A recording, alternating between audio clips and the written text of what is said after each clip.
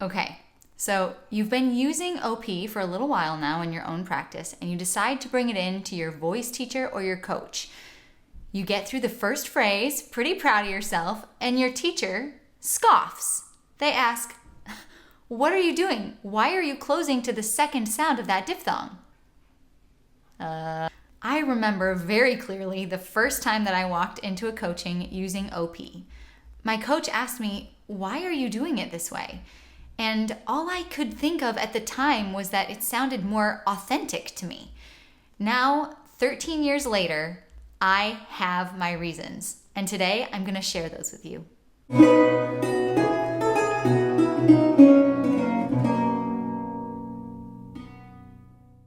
Welcome back to the Spoken Ayre. I'm Kayleen Sanchez.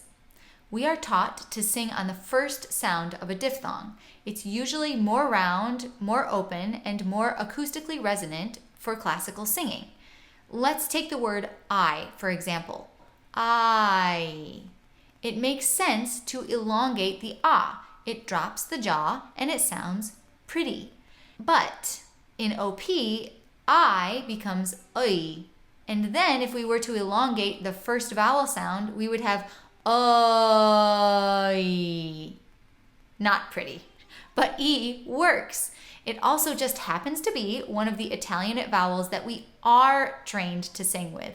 A, I, O, and U.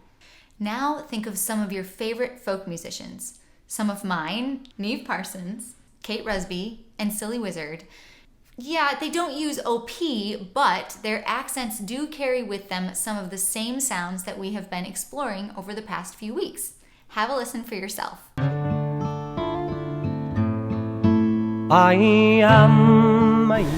Right off the bat, did you hear how he just closed to I? If I were a blackbird.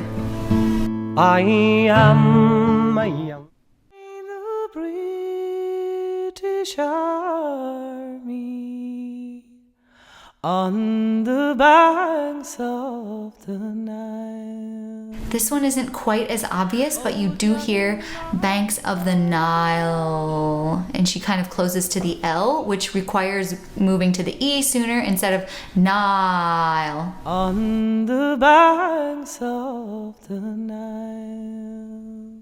Light is blazing, this will be forever mine. Forever mine becomes forever mine. Mine. Will be forever mine.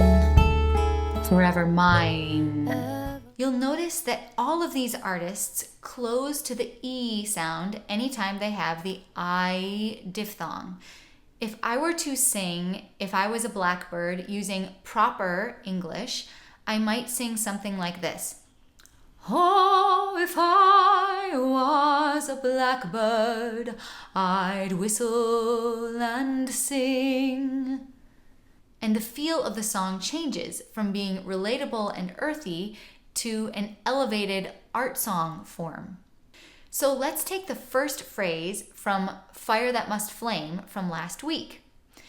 Instead of fire that must flame, we get fire that must flame, which also happens to fit the rhythm that Campion wrote too.